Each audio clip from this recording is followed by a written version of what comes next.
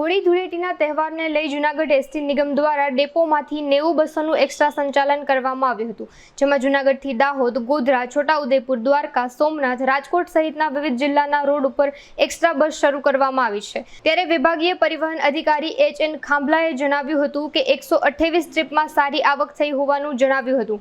આ ઉપરાંત હજુ એક્સ્ટ્રા બસોનું સંચાલન કરવામાં આવશે તેવું જણાવાયું છે। એચ.એન. ખાંભલા, વિભાગીય પરિવહન અધિકારી એસટી જૂનાગઢ। હાલ હોળી ધૂળેટીના તહેવાર દરમિયાન જૂનાગઢ જિલ્લામાંથી આજુબાજુના જિલ્લામાં અને ખાસ કરીને દાહોદ, ગોધરા તરફ જવા માટે પ્રવાસી જનતાને સુવિધા મળી રહે તે માટે એક્સ્ટ્રા બસ સંચાલનનું આયોજન કરેલું હતું।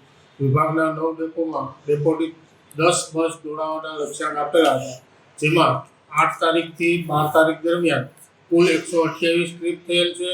56,122 કિલોમીટરનું સંચાલન થયેલ છે અને 15,52,000 રૂપિયાની આવક થયેલ છે।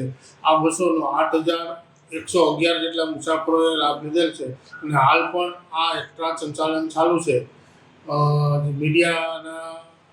મીડિયા દ્વારા જાહેર જનતાને અપીલ કરું છું કે આ જે અમારું એક્સ્ટ્રા સંચાલન છે એનો જાહેર જનતા વધારે લાભ લેવા વિનંતી છે। લગભગ 100 જેટલી બસોનું આયોજન હતું, જે ટ્રાફિક પ્રમાણને ધ્યાને લઈ અને સંચાલિત થયેલ છે।